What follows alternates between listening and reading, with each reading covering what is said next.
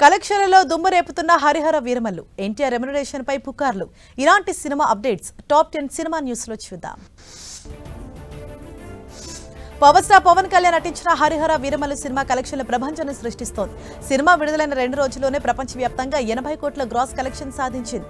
Premieres తొలి రోజు కలిసి 70 కోట్లు రాగా రెండో రోజు దాదాపు 10 కోట్లు వచ్చాయన్నారు. ఢిల్లీలో నివసిస్తున్న తెలుగువారి కోసం హరిహర వీరమల్లు సినిమాను ప్రదర్శిస్తున్నారు. ఇటీవల ఒక షో ప్రదర్శించగా మంచి స్పందన వచ్చినట్లు సమాచారం. ఇవాళ మరో షోను ప్రదర్శించనున్నట్లు AP Bhavan resident commissioner Lav Agarwal తెలిపారు.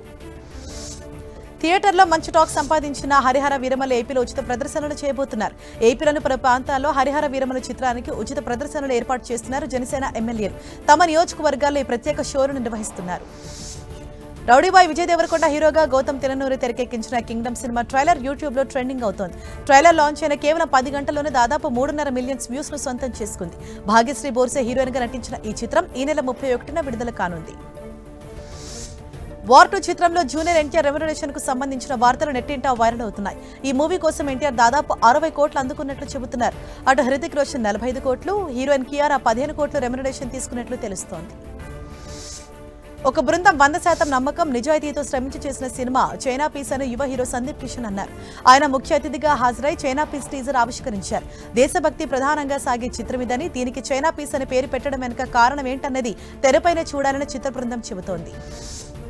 ఓటీటీ ప్లాట్ఫామ్ లో మండల మర్డర్ సదరగొడుతోంది. బాలీవుడ్ హీరోయిన్స్ వాణి కపూర్, సుర్వీన్ చావ్లా కాంబోలో గోపీపుత్రన్, మానన్ రావత్ దీన్ని తెరకెక్కించారు.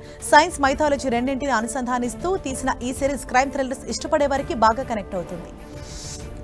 రాజమౌళి డైరెక్షన్ లో సూపర్ స్టార్ మహేష్ బాబు కాంబోలో వస్తున్న సినిమా SSMB 29.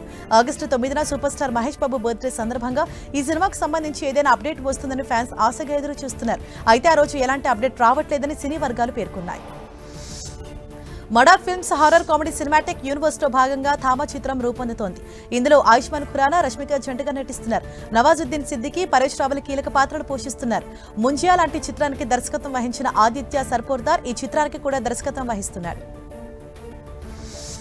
బాలీవుడ్ లో 2006లో విడుదలై మంచి హిట్ సంపాదించుకున్న ఖోస్లా కా గోస్లా చిత్రం ఇప్పుడు రీమేక్ కు సిద్ధమవుతోంది. జాతీయ పురస్కారాన్ని అందుకునే చిత్రానికి ఇప్పుడు సీక్వెల్ రాబోతున్నట్లు తెలుస్తోంది. వచ్చే ఏడాది నవంబర్లో ఈ చిత్రాన్ని విడుదల చేయాలని నిర్ణయించుకున్నట్లు చిత్ర సన్నిహిత వర్గాలు తెలిపాయి.